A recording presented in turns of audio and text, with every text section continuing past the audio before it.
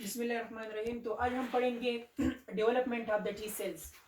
तो सबसे पहले आपने याद रखना है कि हमारे पास बोन में बोन मैरो होता है, ठीक है। तो बोन मैरो में हमारे पास एक किस्म की सेल्स होते हैं जिसको हम हेमेटोपोइटिक स्टेम सेल्स कहते हैं। हेमेटोपोइटिक स्टेम सेल्स जो है ये फिर हमारे पास डिफरेंशिएट हो जाते हैं लिम्फाइड स्टेम सेल्स में। लिम्फाइड स्टेम सेल्स जो है ये हमारे पास ब्लड में आ जाते हैं। तो अब हमारे पास लिम्फाइड स्टेम सेल्स हमारे पास अब ब्लड में है, ठीक है। तो ये जो स्ट्रक्चर मैंने अब ड्रा किया है ये थाइमस है, ठीक है। तो थाइमस हमारे पास एक केमिकल सिक्रिएट करेगा, इसे हम कहते हैं थाइमोटॉक्सिन। और तो थाइमोटॉक्सिन जो है अब ये हमारे पास एक कीमोटैक्टिक एजेंट है। मींस कि अब ब्लड में जो ये लिम्फाइड स्टेम सेल्स है ये मतलब थाइमोटॉक्सिन के थ्रू ये हमारे पास थाइमस में आ जाएंगे, ठीक है। थाइमस इसे अट्रैक्ट कर लेगा। तो अब ये हमारे पास यहाँ पर आ गए थाइमस में। अब हमारे पास थाइमस में हमारे पास स्पेशलाइज्ड टाइप ऑफ सेल्स है। इसे हम एपिथेलियल सेल्स कहते हैं या इसे हम नर्सिंग सेल्स कहते हैं, ठीक है। तो ये जो एपिथेलियल सेल्स या नर्सिंग सेल्स है ये हमारे पास फिर मजीद कुछ केमिकल्स है वो सिक्रीट करते हैं, जिनमें से हमारे पास ये थाइमोटॉक्सिन हो गया एक एक हमारे पास एक थाइमोसिन, फिर हमारे पास थाइमोपोइटिन और सीरम थाइमिक फैक्टर्स।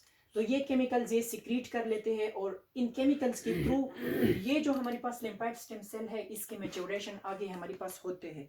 मैच्योरेशन से हमारा ये मतलब है कि ये जो हमारे पास लिम्फाइड स्टेम सेल है इसके ऊपर हमारे पास कोई भी किस्म की जो प्रोटीन्स है वो हमारे पास इसके ऊपर नहीं होते, ठीक है। तो ये हमारे पास क्या है, एम मैच्योर है। एम मैच्योर टी सेल हम इसे कह सकते हैं। इसके मैच्योरेशन हमारे पास कैसे होंगे, ये जो केमिकल्स है ना, ये जो एंजाइम्स है ये हमारे पास कुछ जो जीन्स है वो एक्टिवेट करेंगे इस लिम्फाइड स्टेम सेल्स में। और वो जीन्स जो है ये वो हमारे पास फिर आगे प्रोटीन बनाएंगे और ये प्रोटीन्स जो है ये हमारे पास इस ये जो टी सेल है एम मैच्योर टी सेल यानी लिम्फाइड स्टेम सेल जो है इसके सेल मेम्ब्रेन के ऊपर वो हमारे पास वो क्या हो जाएंगे, एक्सप्रेस हो जाएंगे।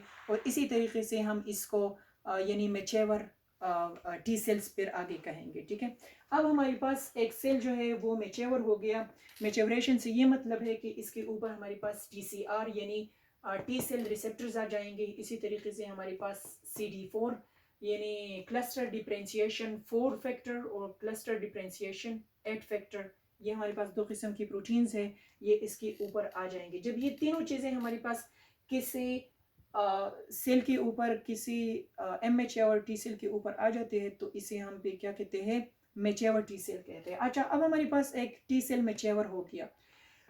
टी सेल जब मैच्योर होता है तो हमारे पास ये थाइमस से डायरेक्टली ब्लड में रिलीज नहीं होता, बल्कि इसके हमारे पास कुछ टेस्ट होते हैं। उन टेस्ट्स को अगर ये जो टी सेल है ये अगर इसको पास कर लेते हैं तो तब ये हमारे पास जो है ना ब्लड में रिलीज होते हैं, ठीक है। तो सबसे फर्स्ट टेस्ट जो होता है वो हमारे पास ये जो थाइमस है ये एक हमारे पास एंटीजन को यानी एंटीजन जो है ना ये प्रेजेंट कर लेते हैं। इस ये जो न्यूली प्रिपेयर्ड टी सेल जो है, ठीक है, इसको एक एंटीजन पेश करता है, ठीक है।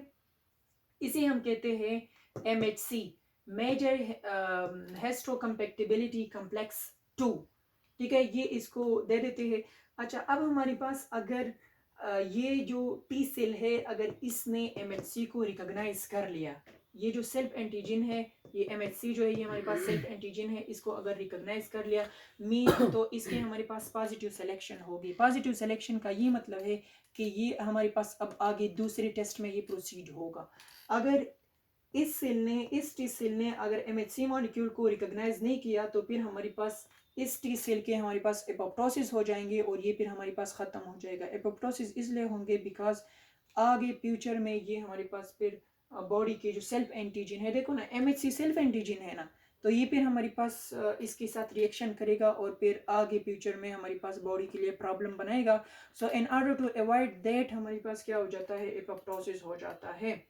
Yes. ओके, तो दूसरा टेस्ट हमारे पास अब ये है कि दूसरे टेस्ट में जो है ना कोई दूसरा एंटीजन MHC के अलावा कोई दूसरा एंटीजन इसको मतलब दे देता है, ठीक है, टी सेल को दे देता है। अब हमारे पास अच्छा, अब इस टेस्ट में अगर इस एंटीजन को ये जो टी सेल है अगर इसने इस एंटीजन को अनरिकॉग्नाइज्ड कर लिया, मतलब ये कि इसने इसके साथ रिएक्शन नहीं किया। अब मैं ये इस स्टेप में याद रखना है, इसमें रिकॉग्निशन हो रहा था, इसमें अनरिकॉग्निशन है, ठीक है।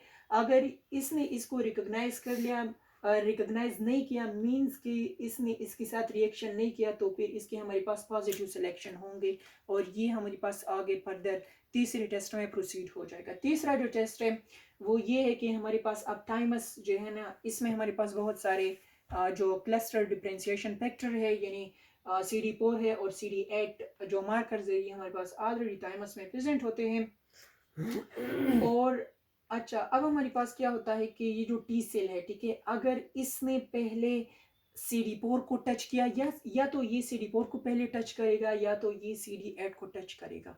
अगर इसने CD4 को पहले टच किया, ये जो टी सेल है, ठीक है, एक्सटर्नल CD4 को अगर इसने टच किया तो इसे हम कहेंगे CD4 पॉजिटिव, ठीक है। और अगर इस टी सेल ने CD8 को पहले टच किया तो हम इसे फिर कहेंगे CD8 पॉजिटिव, ठीक है। तो या हमारे पास ये CD4 पॉजिटिव बन जाएगा या CD8 पॉजिटिव बन जाएगा।